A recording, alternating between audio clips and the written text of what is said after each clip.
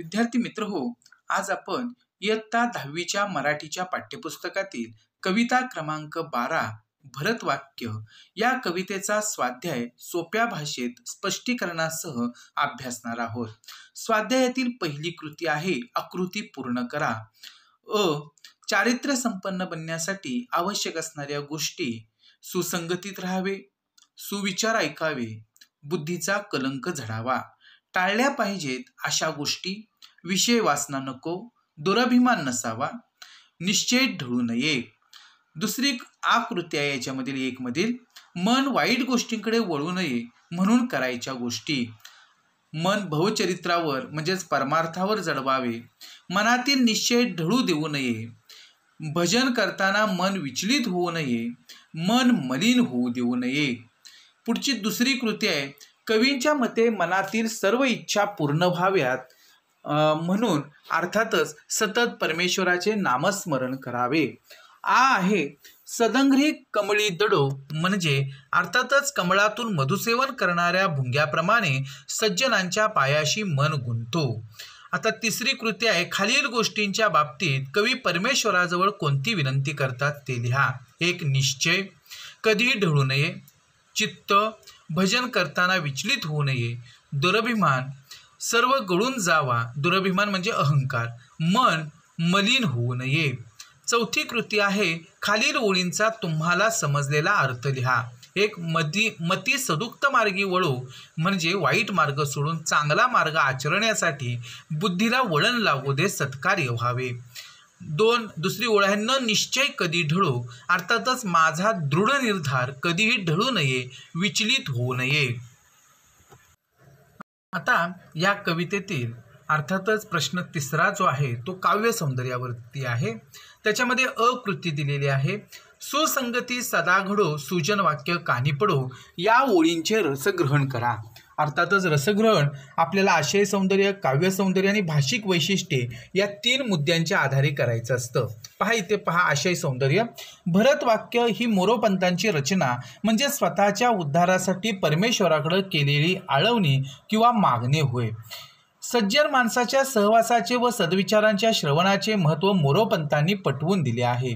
सत्कर्मात व सज्जनांच्या सहवासात राहण्याचा सल्ला ते देतात.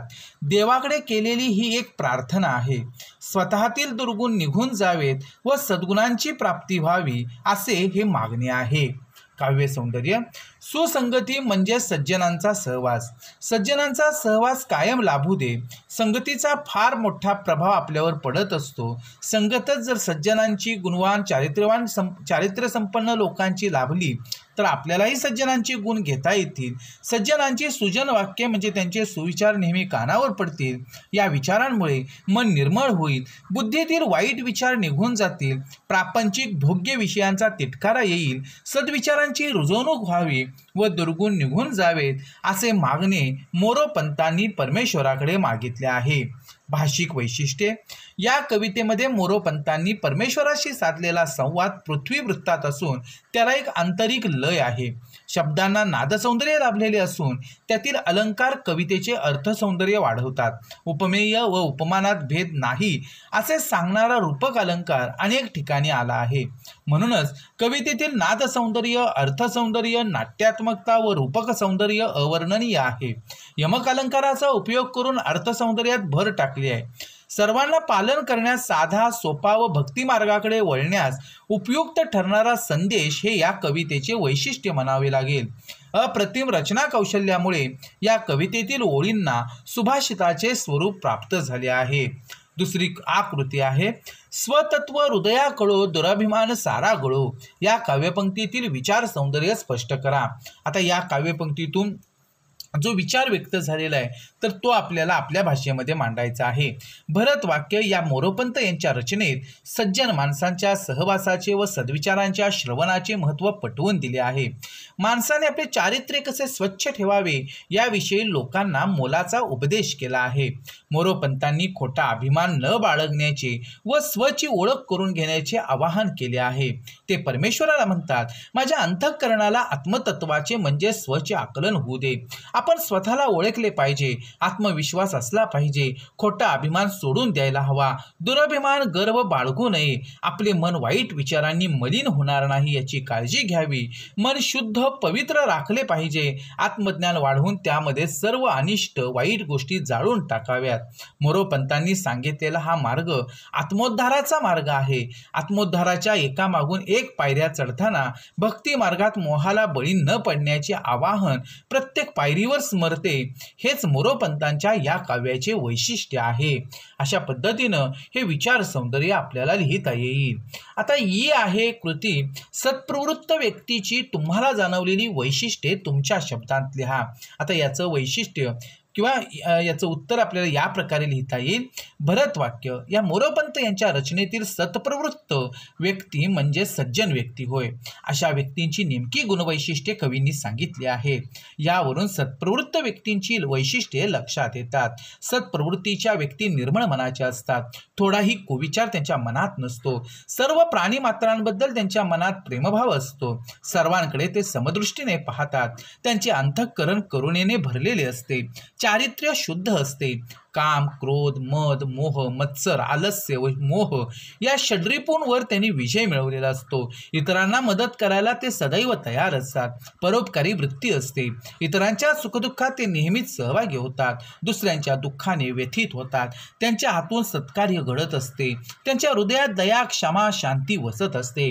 अशा सज्जन माणसांच्या सहवासात राहिल्यास, त्यांच्या सद्विचारांचे श्रवण केल्यास आपले चारित्र्यही स्वच्छ व निर्मळ होईल. अशा पद्धतीनं प्रत्येक कृतीची उत्तरं आपण आपल्या भाषेमध्ये मांडायची आहेत. आता ही कृती आहे. वाईट गोष्टींचा मोह टाळण्यासाठी तुम्ही कोणते उपाय सुचवाल ते लिहा.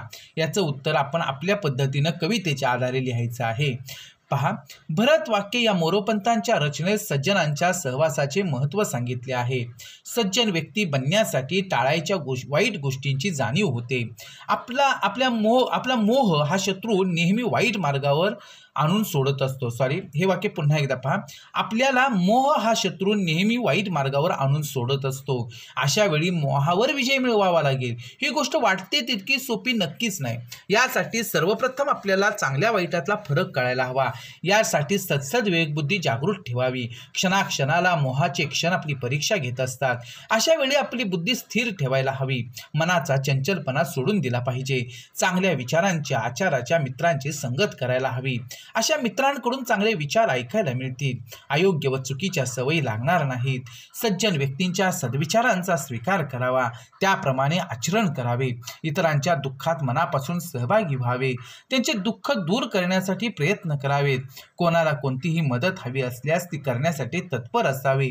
कोणाचेही मन दुखावले जाणार नाही, दुःख होणार नाही याची काळजी घ्यावी. सर्वांशी प्रेमाने वागावे, आनंद द्यावा.